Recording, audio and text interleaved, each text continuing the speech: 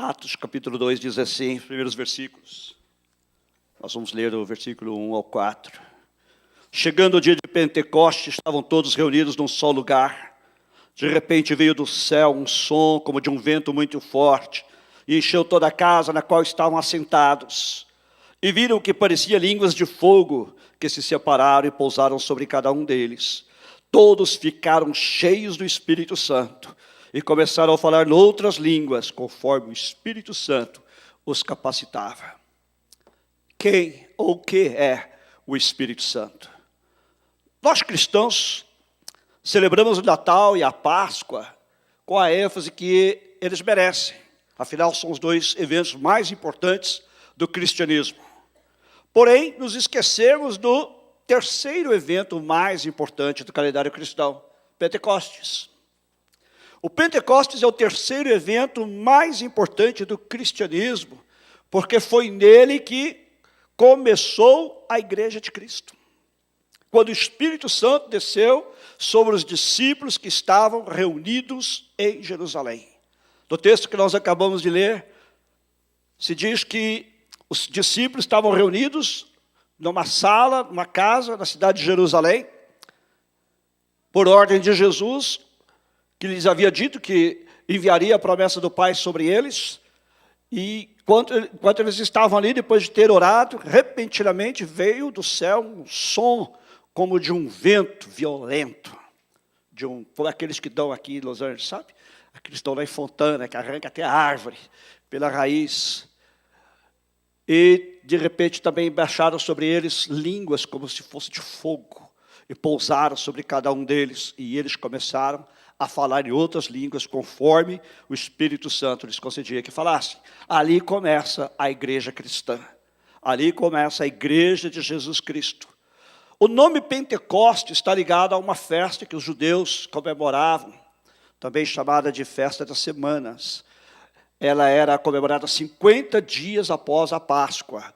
E a palavra para 50, em grego, está ligada à palavra penta, que é 5, né? Pentecostes 50. Daí passou para o português e para outras línguas, como Pentecostes, ou Pentecostes, também se pode dizer em português. E em outras línguas semelhantes, mesmo nome.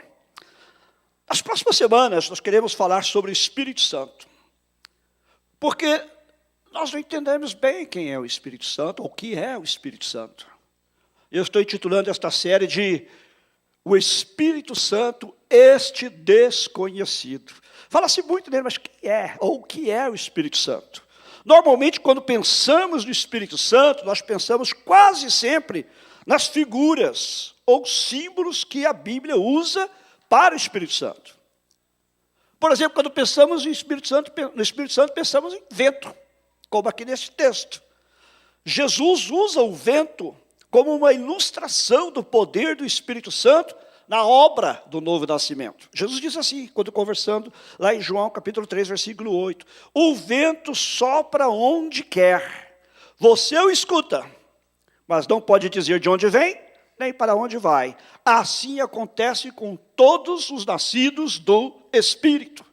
Jesus usa a figura do vento para simbolizar, ou representar o que o Espírito Santo faz. Assim como você sente o vento, ouve o vento, mas não consegue entender bem de onde ele vem, nem para onde ele vai, assim a obra do Espírito Santo daqueles que são nascidos de novo.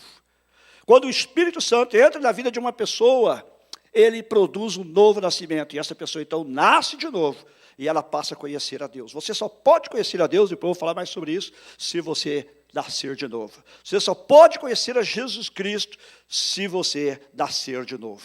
Você pode saber sobre Jesus Cristo, mas você só pode realmente conhecê-lo se você nascer de novo pelo Espírito Santo. Depois em Atos capítulo 2, este texto que nós lemos, o vento é usado como um símbolo da vinda e do poder do Espírito Santo no dia de Pentecostes. Diz aí que chegando o dia de Pentecostes, estavam todos reunidos no mesmo lugar, como nós estamos aqui. De repente veio do céu um som como de um vento muito forte, e encheu toda a casa no qual estavam assentados. Então aqui, este vento representa a vinda e o poder do Espírito Santo. Outro símbolo do Espírito Santo é o fogo. Muita gente, quando pensa no Espírito Santo, pensa no fogo. Não sei se vocês já viram, inclusive, o símbolo de algumas igrejas, ou o logotipo de algumas igrejas, é uma chama, como, por exemplo, a Assembleia de Deus, CPAD, a Igreja Metodista também usam o fogo como símbolo do Espírito Santo. E isso está certo, porque é bíblico. Quando nós pensamos no Espírito Santo, muitas vezes pensamos em fogo. O fogo também está associado com a vinda e o poder do Espírito Santo no dia de Pentecostes. Aí diz o texto que nós acabamos de ler, os versículos 3 e 4, e viram que parecia línguas de fogo, que se separaram e pousaram sobre cada um deles. Todos ficaram cheios do Espírito Santo e começaram a falar em outras línguas, conforme o Espírito os capacitava. Em outras ocasiões, o fogo na Bíblia está ligado com a presença do Senhor. Lembre-se que lá no Antigo Testamento, quando o povo de Israel estava caminhando pelo deserto, indo do Egito para a terra prometida, quando eles se acampavam e montavam o tabernáculo, a presença do Senhor vinha sobre o tabernáculo, durante o dia na forma de uma nuvem, e à noite na forma de fogo, uma coluna de fogo, mostrando que Deus estava presente com eles. Também o fogo na Bíblia está ligado com a aprovação de Deus e a sua proteção. Quando eles caminhavam pelo deserto, se era durante o dia, aquela coluna de nuvem os acompanhava, se era à noite, era a coluna de fogo. Não só para aquecê-los, porque o deserto é frio à noite, se você não sabe, vá lá onde eu moro, você vai ver. E ali aquele fogo não apenas os aquecia, mas também os protegia. E também fogo fala de purificação. Quando o profeta Isaías, por exemplo, estava na presença de Deus, e Deus lhe pergunta: quem enviarei, quem há de ir por nós? Ele se apresenta, mas ele reconhece que ele é um homem pecador, ele precisa de purificação. Ele fala: eu sou um homem de lábios impuros, eu habito no meio de um povo de impuros lábios. E naquele momento, então, sai um anjo lá da presença do Senhor, e vem, e no altar de Deus, pega uma brasa, em chamas, e traz e purifica os lábios do profeta Isaías. Então, fogo também na Bíblia fala de purificação. E também fogo é um símbolo de santificação. Muitas vezes, quando nós pensamos no Espírito Santo, nós pensamos não no Espírito Santo, mas nos símbolos que representam o Espírito Santo. Outro símbolo do Espírito Santo, qual muita gente pensa, é o selo.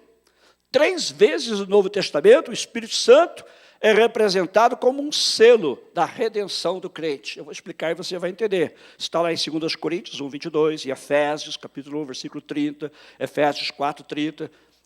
A propósito, Efésios 4, 30 diz assim: e tendo nele também crido, fostes selados com o Espírito Santo da promessa. Selo, o que é este selo?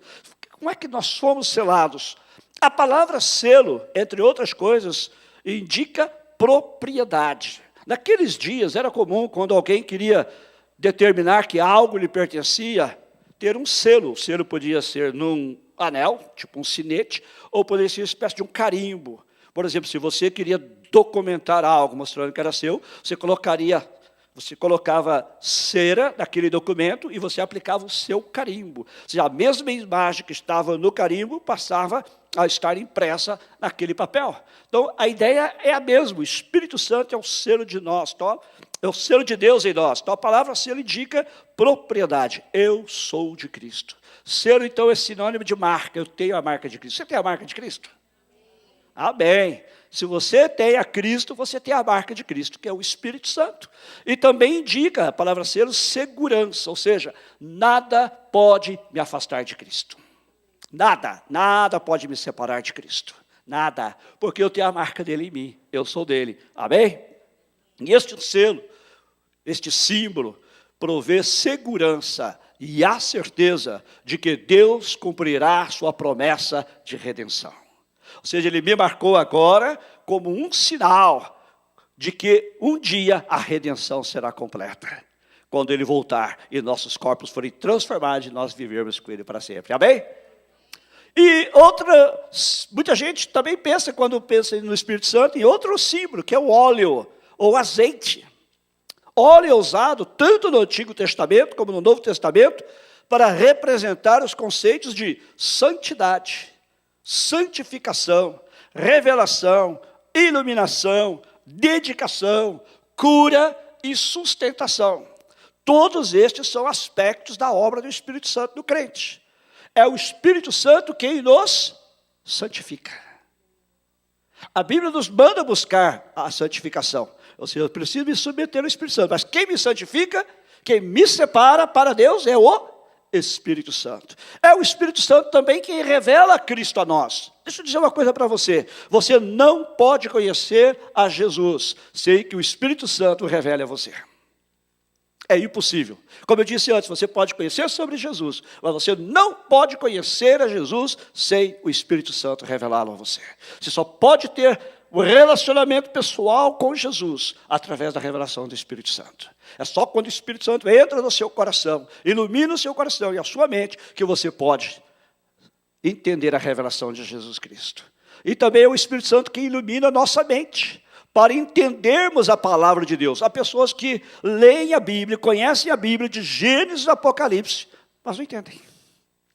Por quê? Porque é o Espírito Santo que ilumina as nossas mentes, para nós podermos entender a palavra de Deus, e para nós podermos entender, consequentemente, a vontade de Deus. A Bíblia diz que as coisas de Deus se entendem espiritualmente, e o homem natural, ou seja, aquele homem ou mulher que não conhece o Espírito Santo, que não tem esse relacionamento pessoal com o Espírito Santo, não consegue entender as coisas de Deus. Não é interessante? Você pode ler a Bíblia, você pode ler, mas você tem um conhecimento intelectual, você pode ter um conhecimento até emocional, mas você não conhece realmente a palavra de Deus, até que o Espírito Santo ilumine a sua mente, para você entender. Por isso nós precisamos depender do Espírito Santo, para abrir a nossa mente, e também o nosso coração, para nós entendermos a palavra de Deus. E é também o Espírito Santo quem nos separa para o serviço de Deus. É Ele quem nos chama e nos separa para servirmos a Deus. Lembra-se de que lá no Antigo Testamento, quando o sumo sacerdote era separado para servir a Deus, era derramado óleo sobre a sua cabeça. Uma indicação de que ele era separado para o serviço de Deus. Da mesma maneira, o Espírito Santo, ele nos separa, ele vem sobre nós e nos separa para o serviço de Deus. E também é o Espírito Santo quem aplica o poder de cura de Jesus em nós. E é o Espírito Santo quem nos sustenta. Você não consegue viver a vida cristã sozinho. Em outras palavras, a vida cristã começa e termina com o Espírito Santo. Nós não podemos fazer nada sem Ele. Nós não podemos fazer nada sem Ele. Nós dependemos do Espírito Santo para viver a vida cristã. E outro símbolo do Espírito Santo, quando nós pensamos nele, é revestimento de poder. Em Lucas 24, 49, Jesus instruiu seus discípulos logo depois da sua ressurreição. Eu lhes envio a promessa de meu Pai, mas fiquem na cidade até serem revestidos do poder do alto. Jesus estava prevendo a experiência do dia de Pentecostes, aquela sobre a qual nós lemos no começo, quando seus discípulos foram cheios do Espírito Santo. Enquanto os outros símbolos do Espírito Santo se referem principalmente à obra do Espírito Santo em nosso interior, no nosso coração, no nosso caráter, o revestimento do poder é a obra exterior do Espírito Santo em nós. É, portanto, poder do Espírito Santo que nos é dado para pregar o Evangelho e para realizar obras sobrenaturais em diversas circunstâncias. Então, o revestimento de poder do Espírito Santo está relacionado com o enchimento do Espírito Santo, com ser cheio do Espírito, como evidência exterior da obra interior do Espírito Santo. Você tem o poder do Espírito Santo, você vai pregar o Evangelho, você vai ser testemunha de Jesus, com poder, com autoridade, e você vai realizar obras sobrenaturais do poder do Espírito Santo. O problema é que muitas vezes nós confundimos o Espírito Santo com símbolos que representam o Espírito Santo nas Escrituras. Tá? Porém, o Espírito Santo não é nenhum destes. O Espírito Santo não é vento. O Espírito Santo não é fogo. O Espírito Santo não é pombo.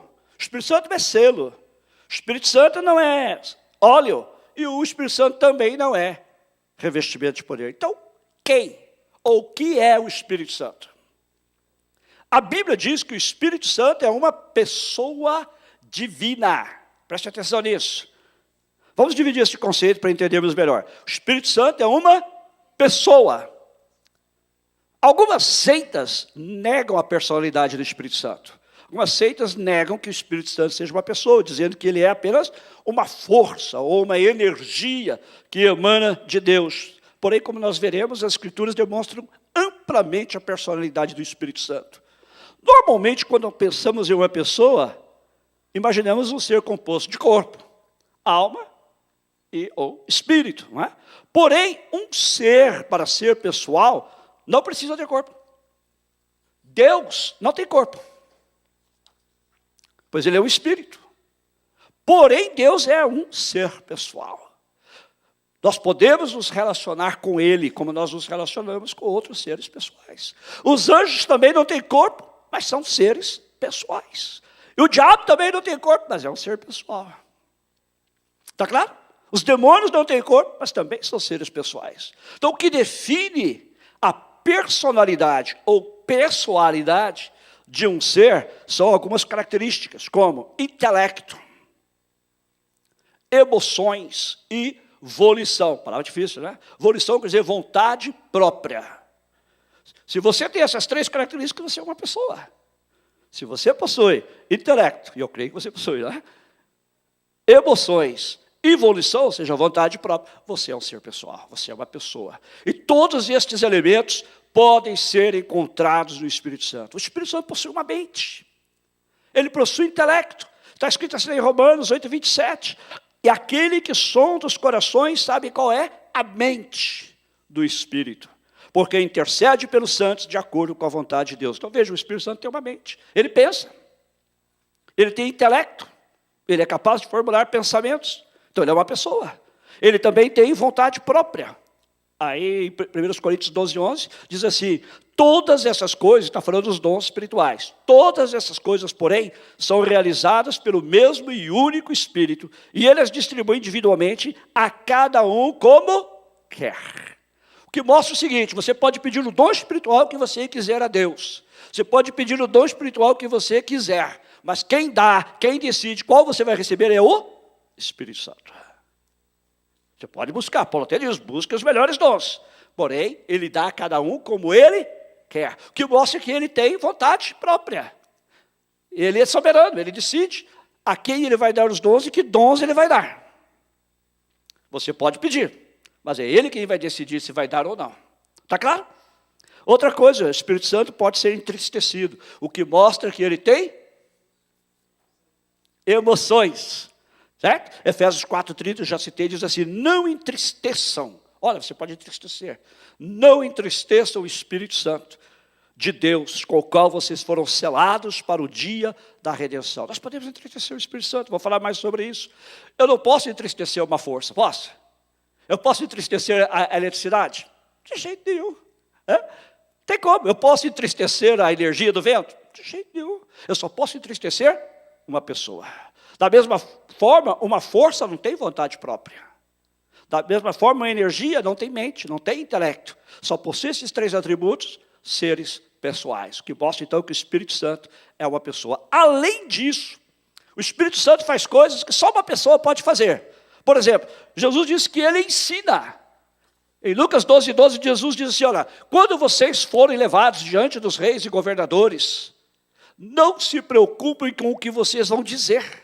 Ele está falando da perseguição. Quando vocês forem perseguidos, colocados diante das autoridades, não se preocupem com o que vocês vão dizer, porque o Espírito Santo lhes ensinará o que vocês devem dizer. Que tremendo, não? O Espírito Santo ensina você na hora o que você tem que dizer, para que, de alguma maneira, a sua resposta possa impactar aquelas pessoas. Em segundo lugar, Jesus disse que o Espírito Santo consola. Só uma pessoa pode consolar outra. Não é? Você pode dizer assim, meu cachorro me consola. Na verdade, ele te consola, ele faz companhia. O Espírito Santo nos consola. Jesus diz assim em João 14:16, eu rogarei ao Pai e Ele nos dará outro consolador. E o Espírito Santo é um consolador da mesma qualidade que Jesus. Jesus diz assim, eu rogarei ao Pai e Ele nos dará outro consolador. Ou seja, eu gostaria que vocês prestassem atenção. Muito obrigado. Veja bem, quando Jesus estava com os discípulos, ele era o consolador. Mas ele ia embora. Então ele diz, eu rogarei ao Pai e ele lhes mandará outro consolador. E a palavra que Jesus usa, inclusive do grego, língua difícil, grego, para quem não sabe, por isso que a gente fala assim, isso é grego para mim, né? That's Greek to me. Por quê? Porque é uma língua realmente complicada. Tem duas palavras para outro. na língua grega. Uma palavra é heteros, de onde vem a palavra hétero, por exemplo, heterossexual, heterogêneo. E a outra palavra é allos, que significa outro da mesma natureza. Então Jesus disse, eu vou mandar vocês um outro consolador da mesma natureza que eu. Eu sou uma pessoa, ele será uma pessoa também. Então o Espírito Santo é um ser pessoal. E ele nos consola, ele nos conforta, certo? Lá em 1 João 2,1 diz assim, olha irmãos, se nós pecarmos, eu escrevo essas coisas para que vocês não pequem, diz João, mas se vocês pecarem, lembre-se que nós temos um advogado para com o Pai. Só que a palavra advogado, eu grego também é a mesma palavra consolador. Temos um consolador para com o Pai, qual é Jesus Cristo justo. Então Jesus é o nosso consolador e o Espírito Santo é nosso outro consolador, tá certo? E também Jesus diz que ele ensina também em outras circunstâncias, não apenas quando a gente é colocado contra a parede pelos nossos perseguidores. Jesus fala assim, o Espírito Santo, quando ele vier, ele lhes ensinará todas as coisas. Só uma pessoa pode ensinar. Jesus diz também que ele dá testemunho. Ele dá testemunho, ele testifica de mim. Ele dá testemunho de quem eu sou. E a Bíblia também nos mostra que você pode mentir ao Espírito Santo. Lá em Atos 5,3, você deve se lembrar dessa história, quando os discípulos estavam vendendo suas propriedades e entregando dinheiro aos apóstolos para poder suprir as necessidades dos pobres da igreja. Houve um casal que fez o seguinte, eles venderam a propriedade, pegaram só uma parte do dinheiro, ficaram com o resto para eles, chegaram para os apóstolos, primeiro chegou o marido e falou assim, olha, aqui está o dinheiro da venda da propriedade. Aqui está o dinheiro da venda da propriedade, mentido. Aí o Pedro diz para ele assim, olha, você não era obrigado a vender a propriedade era sua. Você também não era obrigado a dar o dinheiro, mas já que você está mentindo, você não mentiu aos homens, mas você mentiu ao Espírito Santo. Olha que coisa, então você pode mentir ao Espírito Santo. Você só pode mentir a uma pessoa. Você não pode mentir a uma força, você não pode mentir a uma energia. Também ele fala, em Atos capítulo 13, olha que interessante, versículos 2 e 3 diz que os profetas da igreja de Antioquia estavam orando, e entre eles estava Saulo e Barnabé, e eles estavam orando, jejuando, buscando a vontade de Deus, diz assim, e disse o Espírito Santo falou, separem-me a Saulo e a Barnabé para a obra a que eu os chamei. O Espírito Santo falou com eles naquele dia, para que eles separassem Saulo. Saulo se tornou o famoso apóstolo Paulo. E Barnabé, que se tornaram missionários da igreja primitiva e saíram pelo mundo pregando o evangelho. Então ele fala, e ele fala com você hoje também, amém? A Bíblia diz assim, se alguém tem ouvidos, ouça o que o Espírito diz às igrejas. Ouça a voz do Espírito Santo. Okay? Outra coisa, ele chama e separa para a obra de Deus. Aí mesmo, em Atos 13, 2 e 3, né? Ele diz assim, olha, separem-me a Saulo e a Barnabé para a obra que eu os chamei. E ele os separou, e ele envia também. No versículo seguinte, o versículo 4, diz que Saulo e Barnabé, então, foram separados e foram enviados pelo Espírito Santo. Eles foram mandados pela igreja, mas eles foram enviados pelo Espírito Santo. Ele envia, ele é pessoal, ser pessoal, e ele tem autoridade para enviar. E ele também pode fazer decisões. Força não pode fazer decisões, energia não faz decisões. Lá em Atos 15, 28, quando a igreja estava debatendo, porque a igreja primitiva ela era constituída na sua maior parte de judeus. Depois começaram a entrar gentios na igreja, pessoas não judias, e começou um grande debate. Agora os judeus têm que seguir a lei de Moisés? Sim ou não? Porque, afinal, o cristianismo é apenas uma continuação do judaísmo ou é algo diferente? E aqueles crentes que eram judeus diziam sim. Mas e os gentios? Eles também têm que seguir? E alguns judeus diziam sim, eles também têm que seguir a lei de Moisés. E não pode fazer isso, não pode aquilo, não pode comer carne sacrificada a ídolos, e não pode comer a carne com sangue, e idolatria, e não sei mais o quê. E aí vai.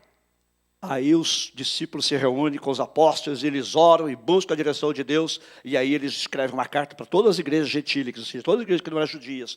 Pareceu bem, eles dizem, ao Espírito Santo e a nós. Então o Espírito Santo tomou a decisão junto com eles, não é? E os orientou naquela decisão. Por isso, quando você orar, peça sempre a direção do Espírito Santo. Certo? Ele tomou a decisão, e aquelas pessoas ouviram a voz do Espírito Santo, de não colocar uma carga sobre aqueles crentes gentílicos, que os judeus crentes queriam colocar sobre eles. E finalmente também o Espírito Santo intercede pelos cristãos junto ao Pai. Lá em Romanos 8, 26, Paulo diz assim, olha, nós não sabemos orar como convém. Você pensa que você sabe orar? Você não sabe. Ah, mas eu oro tão bem, aquele irmão é tão bonito. Ele não sabe orar. como convém. Paulo fala claramente, nós não sabemos orar como convém, mas o Espírito Santo intercede por nós, com gemidos inexprimíveis. Olha que tremendo. Quando você ora, lembre-se que junto com você tem alguém orando. Quando você intercede por alguém, lembre-se que junto com você tem alguém intercedendo, e este alguém é o Espírito Santo. E quando você ora pelas suas necessidades, tem alguém também que está intercedendo pelas suas necessidades. É o Espírito Santo. E ele intercede com gemidos inexprimíveis. Olha que tremendo, não é? Então nós vimos aqui que o Espírito Santo é uma pessoa. Em segundo lugar, eu falei, é dividido em duas partes. O Espírito Santo é uma pessoa dividida. Vimos que o Espírito Santo é uma pessoa. Em segundo lugar, o Espírito Santo é Deus. A divindade do Espírito Santo também é amplamente demonstrada na Bíblia. Em Atos, capítulo 5, versículos 3 e 4, aquele mesmo que eu citei, daquele caso, daquele casal, se chamavam Ananias e Safira, quando o Ananias chegou lá com dinheiro e mentiu aos apóstolos, o apóstolo Pedro diz para esse Ananias, como você permitiu que Satanás enchesse o seu coração, ao ponto de você mentir ao Espírito Santo, mostrando que ele é uma pessoa, e guardar para si a parte do dinheiro que recebeu pela propriedade. Ela não lhe pertencia, e depois dividido, o dinheiro não era seu. O que o levou a pensar em fazer tal coisa? Você não mentiu aos homens, mas sim a Deus. Então, o Espírito Santo é Deus. O Espírito Santo é uma pessoa, mas o Espírito Santo é uma pessoa divina. Ele é Deus. Essa passagem por si só seria suficiente para provar pela Bíblia que o Espírito Santo é Deus. Porém, há muitas outras evidências da divindade do Espírito Santo nas Escrituras. O Espírito Santo possui atributos que só Deus possui. Vamos ver apenas alguns exemplos. O Espírito Santo, diz a Bíblia, é eterno. O Espírito Santo é eterno. Ele sempre existiu, ele sempre existirá. Lá em Hebreus 9,14 diz assim, quanto mais o sangue de Cristo, que pelo Espírito eterno se ofereceu de forma imaculada a Deus. O Espírito Santo é eterno. Você não é eterno, eu não sou eterno. Mas o Espírito Santo é eterno. Só Deus é eterno. Todos os demais seres foram criados. O Espírito Santo é eterno, portanto, ele é Deus. Outra coisa, o Espírito Santo é onipresente. Qualquer lugar que você for, o Espírito Santo estará lá.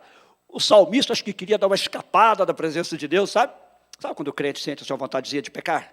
Você já sentiu alguma vez? Seja sincero, você já sentiu ou não? Ah, tá bom, eu vou acreditar que você nunca sentiu. Eu acho que o salmista pensou, poxa, eu vou dar uma escapada aqui, né? Ver como é, poxa vida. Me fala aí como é que é lá no mundo, quem sabe eu vou lá. Aí ele começa a orar, ele fala, ai, que besteira que eu estou pensando, né? E ele diz assim, olha, para onde me ausentarei do teu espírito? Para onde fugirei da tua face? Em outras palavras, para onde eu vou escapar da presença do Espírito Santo? Não tem lugar. Não tem lugar onde você possa escapar da presença, porque ele é ali presente, ele está em todos os lugares. Ah, mas se eu vou lá naquele lugar escondidinho, escurinho, ele está lá. Então eu vou num lugar cheio de gente, ele está lá. Eu vou para o inferno, ele está lá. Eu vou para o céu, ele está lá também, porque ele está em todo lugar. Porque ele é onipresente, ou seja, ele está presente em todos os lugares e está presente em todos os lugares ao mesmo tempo. Mas alguém diz, mas ele está presente no inferno? Sim, ele está presente. Ele não manifesta a presença dele lá, mas ele está presente, porque ele está em todos os lugares. Agora, outra coisa, o Espírito Santo é repetidamente associado com o Pai e o Filho, o que indica sua divindade. Na fórmula batismal, quando Jesus diz aos seus discípulos para irem por todo o mundo e fazer discípulos, o Pai, o Filho e o Espírito Santo são relacionados em termos iguais. Ou seja, eles são colocados em pé de igualdade. Em Mateus 28, 19, Jesus diz, portanto, vão e façam discípulos de todas as nações, batizando-os em nome do Pai, e do Filho e do Espírito Santo. Veja que ele não fala em nomes, mas em nome do Pai, do Filho e do Espírito Santo. Você vê que Deus é um só, mas ele existe em três pessoas. Okay? Também na bênção apostólica, o Espírito Santo é associado com o Pai e o Filho em termos de igualdade. É aquela bênção que a gente sempre dá no final do culto, né? A graça do Senhor Jesus Cristo, o amor de Deus e a comunhão do Espírito Santo seja com todos vocês. Você veja que o Pai, o Filho e o Espírito Santo também colocados em termos de igualdade. Esta é a base da doutrina da Trindade. Um só Deus existente em três pessoas. O Pai, o Filho e o Espírito Santo. Agora, até aqui, o aspecto doutrinário. O que a Bíblia diz? sobre o Espírito Santo. Nós vimos então que o Espírito Santo é uma pessoa. Ele não é o quê? Ele é quem? O Espírito Santo é uma pessoa. E segundo, o Espírito Santo é Deus. Agora, entre as muitas características pessoais e divinas do Espírito Santo que nós vimos hoje, quero chamar a sua atenção para os seguintes fatos práticos, como isso tudo se aplica na sua vida. Primeiro, repito o que eu disse no início, você só pode ser salvo se o Espírito Santo produzir o Novo Testamento em você, o novo nascimento em você. Você não pode salvar a si mesmo. Boas obras não salvam. A gente estava estudando isso ontem lá na nossa célula da Uber Lyft, né? O Espírito Santo não. Se o Espírito Santo não fizer a obra do Novo Testamento, você não pode ser salvo. Boas obras não salvam. Ah, mas eu preciso fazer boas obras, porque aí Deus lá no final da minha vida vai levar em consideração as minhas boas obras e vai me perdoar. Deus não aceita barganha, Deus é santo. E nenhuma obra sua vai te justificar diante de Deus, porque você é um pecador. Nenhuma obra pode nos salvar. As boas obras são boas, mas elas não salvam. Você não vai ser nunca salvo por fazer o bem aos outros. Você também não vai poder ser salvo pela sua conduta moral. Mas eu tenho uma conduta moral ilibada. Eu não roubo, eu não mato. Não importa, você não vai ser salvo por causa disso também não. Porque a sua conduta não salva. Ah, mas eu tenho uma religião. A religião também não salva. Nenhuma, inclusive a batista. Nenhuma religião salva. Quem salva é Jesus Cristo. Você pode dizer amém a isto? Agora, quem aplica a obra que Jesus Cristo fez lá na cruz do Calvário, a sua vida, e isto se chama o novo nascimento, é o Espírito Santo. Quando você recebe a Jesus como seu Salvador, o Espírito Santo vem em você, e ele produz uma mudança do seu interior, e você nasce de novo. Foi a figura que Jesus usou, você nasce de novo, você nasce para uma nova vida. Você agora recebe a vida do próprio Jesus. Você recebe a vida do próprio Deus. Você estava morto, a Bíblia diz. Se você não tem Jesus, você está morto dos seus pecados e delitos. E o seu destino é o inferno. O pregador duro, não sou eu, é a Bíblia que diz isso. Você vai para o inferno. Agora, quando você recebe a Jesus Cristo, o Espírito Santo vem em você, impacta você e produz em você o novo nascimento. E aí você nasce de novo, nasce da família de Deus e você é salvo. Amém?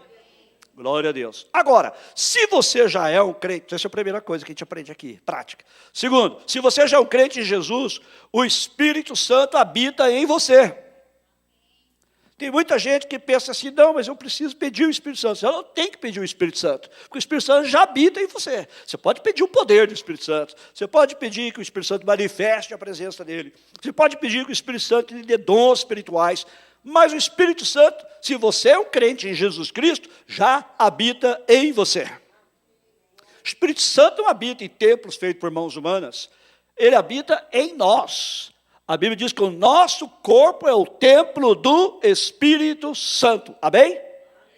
É muito bom nós termos um templo físico como este, onde podemos nos reunir e servir a Deus e adorar a Deus. Porém, não é aqui, neste templo físico, que o Espírito Santo habita. Não é neste prédio, ele habita em mim e habita em você, no nosso corpo. Então, meu corpo é o templo do Espírito Santo. Ok? Está claro? Então, quando você recebeu Jesus Cristo como seu Senhor e Salvador, o Espírito Santo veio fazer morada em você. Olha que coisa linda, né? Posso dizer que Deus habita em mim. Deus habita em mim. Uma vez perguntaram a uma criança, né, querendo confundi-la, né? Ah, de que tamanho é Deus? E ela respondeu assim, Deus é tão grande que não cabe no universo inteiro, mas ele é tão pequeno que ele mora no meu coração. Assim é o Espírito Santo. Ele está em todo lugar, eu falei? Ele é onipresente, nós vimos na Bíblia. Porém, ele também habita em mim. E é aqui que ele manifesta a sua presença. Na minha vida, meu corpo é o templo do Espírito Santo. Você está selado pelo Espírito Santo. Você está entendendo isso? Você está selado pelo Espírito. Tem gente que vai buscar o selo do Espírito Santo. Se você é crente em Jesus Cristo, o Espírito Santo habita em você e você já foi selado. Você já tem a marca em você. Você já tem a marca de Jesus em você. Nem o diabo, nem o inferno inteiro pode separar você de Cristo. Eles podem se levantar contra você com fúria, porém eles não podem separar você de Cristo, porque o Espírito Santo é o selo, ou a garantia de que Deus guardará você. Não importa as circunstâncias que você esteja atravessando. passando uma dificuldade muito grande, uma luta, eu me sinto fraco. Mas lembre-se, o Espírito Santo está com você. Nada vai poder separar você. Bom, você não sabe, o diabo está me atacando, os demônios, o inferno se levantando. Vai se levantar mesmo, isso é o trabalho do diabo. Deixa ele fazer o trabalho dele, gente. Porém, ele está derrotado, porque o Espírito Santo habita em mim. Amém? Ele habita em mim, ele não pode me separar do amor de Cristo. Porque o Espírito Santo está em mim, é o selo, é a autenticidade, a autenticação, para usar uma palavra bonita que o irmão usou lá no grupo, né? De que eu sou de Jesus. O Espírito Santo habita em mim, eu tenho o selo do Espírito Santo. Não aceite mentiras do diabo. Preste atenção no que eu estou dizendo agora. Não aceite mentiras do diabo dizendo que você não presta, ou que você não é digno. Semana passada, irmãos, uma moça me procurou para conversar, e ela falou, eu me sinto indigna. Eu me sinto indigna. Ou seja, eu não consigo aceitar que Deus me aceita. E eu tinha pregado, lembra-se, domingo passado? Nós todos somos indignos, mas quando eu recebo a Jesus Cristo, eu sou feito digno em Jesus. Porque o Espírito Santo me torna digno. O Espírito Santo nos torna aceitáveis diante de Deus. A Bíblia diz, não há justo, nenhum sequer. Todos somos pecadores, mas quando eu recebo a Jesus Cristo como meu Senhor e Salvador, o Espírito Santo muda a minha vida. Ele transforma a minha vida. E eu sou aceito diante de Deus por causa de Jesus Cristo. Amém? Por causa do que o Espírito Santo faz em mim. Então, nunca aceite mentiras do diabo. Ele vai dizer que você não presta. Ele vai mexer na sua autoestima. É onde ele mais gosta de atacar. Você se sente incapaz. Você se sente imperfeito. E talvez você seja tudo isso. Mas o Espírito Santo capacita você. O Espírito Santo é que capacita você. Para você ser tudo o que Deus quer que você seja. É você se render a Ele e deixar que Ele trabalhe na sua vida. Está claro? Terceiro, o Espírito Santo pode ser entristecido por você. Isso é muito importante. O Espírito Santo possui emoções. A gente acabou de falar sobre isso. E os seus pecados podem entristecê-lo. Quando você peca, você entristece o Espírito Santo. E isto pode levar à quebra da sua comunhão com Deus. Quando você entristece o Espírito Santo, não é que você perde totalmente a comunhão com Deus, mas há uma quebra. Há uma interrupção. Deixa eu dar um exemplo. Uma vez, numa cidade do interior, tinha uma caixa d'água, né? No Brasil, todo mundo conhece, né? É muito comum ter caixa d'água. Uma vez o irmão chegou para mim e disse, nunca vi uma caixa d'água aqui. Eu falei, tem em todo lugar, você que não prestou atenção. Pode ser diferente, mas tem caixa d'água também. De onde vem a nossa água? Não é? Mas aí eu disse, essa história é muito interessante, porque tinha uma cidadezinha, e de um dia parou de escorrer água. Passava só um filetezinho de água, chegava na casa das pessoas, não havia seca. Lá na caixa d'água, a companhia de água não identificou nenhum problema. Aí o que tiveram que fazer? Tiveram que arrebentar o encanamento, o cano que vinha da caixa d'água, que distribuía água para as cidades. E aí descobriram um rato morto. Oh, my gosh. Beber água de rato não é fácil não, gente. E aí o que acontece? Eles descobriram o rato. Ou seja, a água não deixou de correr. A água não deixou de ser enviada, só que ela foi interrompida. Assim é o pecado da nossa vida. O Espírito Santo não deixa de dar a graça dele a você, porém ela é interrompida. Ou ela é reduzida, por causa de você, não por causa dele. São os seus pecados, são com aquele rato morto no meio do caminho. Entendeu? Impedindo o fluir de toda a graça de Deus na sua vida. Deus vai ainda te abençoar, Ele vai te sustentar, mas você talvez não vai experimentar a graça dele da mesma maneira. Por quê? Porque você está em pecado, você está entristecendo o Espírito Santo. Se há pecados conscientes em sua vida, arrependa-se dos mesmos e volte à comunhão com o Espírito Santo, para que suas orações não sejam impedidas. Outra coisa, se você tem orado e não tem obtido resposta, examine-se a si mesmo. O pecado impede nossas orações de serem ouvidas. O problema não é que Deus não te ouve, mas sim que você está vivendo em pecado. É o rato morto. Entendeu? Hoje, ouça a doce voz do Espírito Santo, chamando você à conversão e à fé em Jesus. Você está aqui nesta noite, não é por acaso. Você veio aqui porque o Espírito Santo trouxe você. Ouça a voz do Espírito Santo hoje. Embora o Espírito Santo possa se manifestar, conforme a gente viu lá em Atos, como vento e fogo, etc. Normalmente a voz dele é uma voz doce, falando ao nosso coração. ouça a voz do Espírito Santo nesta noite. Está chamando você para você conhecer Jesus. Entregue a sua vida a Jesus nesta noite. Receba Jesus Cristo como seu Senhor e Salvador. E se você já conhece Jesus, hoje ouça a voz do Espírito Santo, assegurando a você que você é filho ou filha de Deus. Nunca aceite a acusação do diabo dizendo que você não é filho de Deus. Você é, porque você tem Jesus como seu Senhor e Salvador. Hoje ouça a voz do Espírito Santo, assegurando a você também que Ele está com você em todo tempo. Gente, o Espírito Santo está com você em todo tempo. O Espírito Santo intercede por você. Se você está passando por tribulações e angústia, lembre-se, você não está sozinho. Ah, mas às vezes eu me sinto tão só. Está só, mas não está sozinho. O Espírito Santo está sempre com você. O Espírito Santo habita em você e intercede por você com gemidos inexprimíveis. Talvez você nem consiga orar, você passou uma situação tão difícil, você vai se ajoelhar, ou deita lá na sua cama, e você quer orar, você não consegue. Tudo que você consegue é chorar, ou gemer. Talvez nem som saia da sua boca ou da sua garganta, não importa. Ponha-se diante de Deus e chore. Ponha-se diante de Deus e gema. Ponha-se diante de Deus e não pronuncie som nenhum. Mesmo que não saia uma só palavra da sua boca, o Espírito Santo estará intercedendo por você. Nós agora vamos ouvir o hino.